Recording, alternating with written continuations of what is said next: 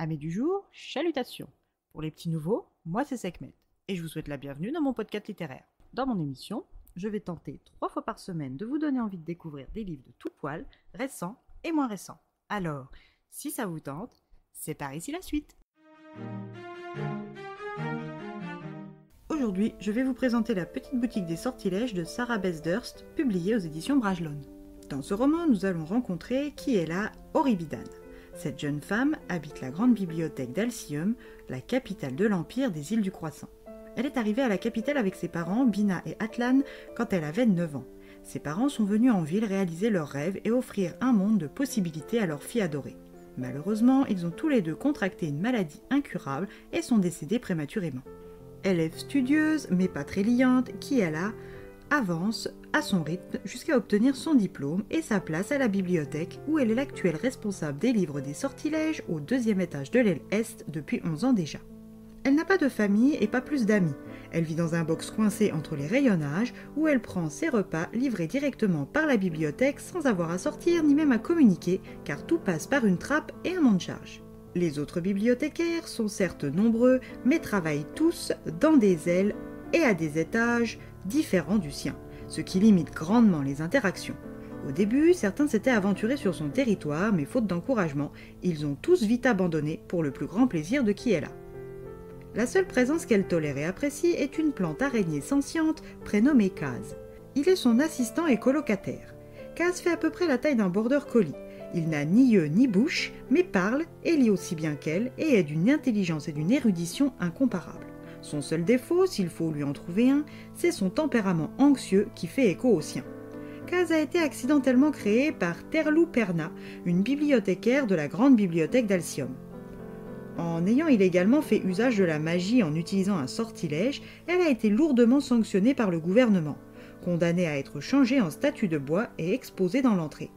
Après de nombreuses tergiversations, Kaz a obtenu la citoyenneté et est resté travailler là où il avait été créé. Le duo fonctionne bien jusqu'à ce que des révolutionnaires fassent basculer le monde qu'ils connaissaient. Ils ont défenestré l'empereur et pris la gouvernance.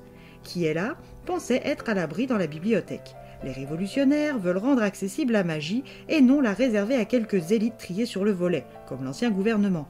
Alors quand elle a senti la fumée, elle a compris un peu tard sa naïveté. Avec Kaz, ils avaient anticipé l'évacuation de quelques exemplaires rares, mais sans y croire vraiment. La 5e et dernière caisse de livres n'est pas terminée et Kiela la remplit frénétiquement, et ce malgré le danger imminent. Une fois le chariot, Kaz, les livres en sus qu'elle a pu attraper tout en poussant le lourd chariot, et elle sont dans le monte-charge, la descente vers les sous-sols de la bibliothèque peut lentement commencer. La grande bibliothèque, avec ses vitraux et ses étagères labyrinthiques, est un des joyaux de l'Empire des îles du Croissant.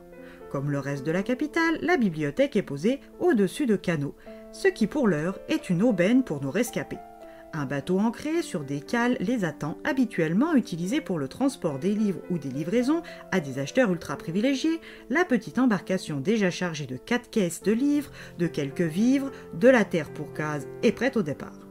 Une fois sortie du réseau souterrain, Kiela, qui avait appris à naviguer avec son père, hisse la voile argentée et se lance sans trop savoir vers où. Kaz et elle avaient certes préparé le bateau, mais sans jamais, au grand jamais, réellement envisager de le prendre pour fuir. Mais la ville derrière eux est en feu, et rien ne les y retient plus.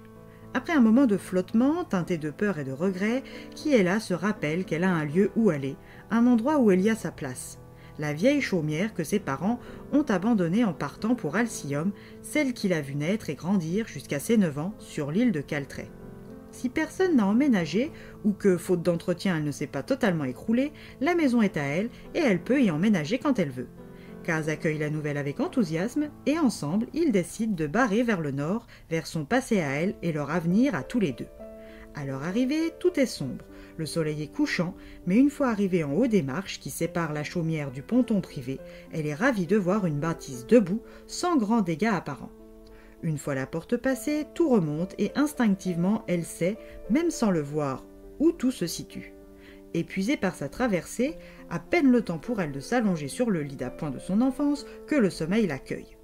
À son réveil, elle est surprise par un bel homme dans l'embrasure de la porte. Grand et costaud, l'inconnu reste en retrait pour ne pas l'effrayer davantage et l'informe que la maison n'est pas libre. Kiela décline son identité à celui qui se présente comme son voisin, la rend maveur. Il habite seul de l'autre côté du bois et élève des équitritons. Lui est amical, avenant et à son aise, là où elle est timide, réservée et solitaire. Kaz l'adopte tout de suite comme un ami en devenir et conseille à sa colocataire d'en faire de même. Une fois le jour levé, notre duo constate l'ampleur des aménagements à faire. Première chose à définir, et pas des moindres, c'est comment va-t-elle subsister sans argent. Elle va devoir y réfléchir, mais avant, un premier passage au village s'impose. Arrivée devant la boulangerie de Bryn, qui est là, subit les regards de tous ceux présents. Sa peau bleu ciel et ses cheveux saphir attirent les regards et aussi la sympathie de celles qui ont connu sa mère comme Eadi la Centauresse. Tout est différent de dans ses souvenirs, mais puisqu'elle commence une nouvelle vie, ce n'est peut-être pas plus mal. De retour à la chaumière, elle doit trouver comment gagner sa vie, quand l'idée de vendre des confitures s'impose. Kaz et elle vont maintenant devoir trouver le moyen d'avoir des fruits sur une île où plus grand-chose ne pousse. La solution est peut-être beaucoup plus proche que ce qu'ils pensent, mais y auront-ils recours? Et si oui, quelles en seraient les conséquences? À vous de le découvrir.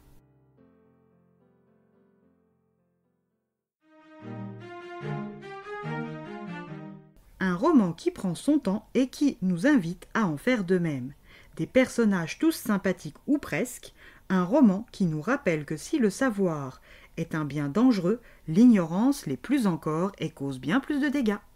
Et bien voilà, j'en ai fini pour aujourd'hui. J'espère que cet épisode vous aura plu et vous aura donné des nouvelles idées de lecture. Si vous souhaitez découvrir d'autres petits moments littéraires tout droit sortis de ma bibliothèque, je vous retrouve le samedi 21 juin prochain pour un nouvel épisode. Et si d'ici là je vous manque de trop, n'hésitez pas à me rejoindre sur mon compte Instagram, @leslecturesdeSekhmet. Sur ce, chalut les amis, et à la prochaine!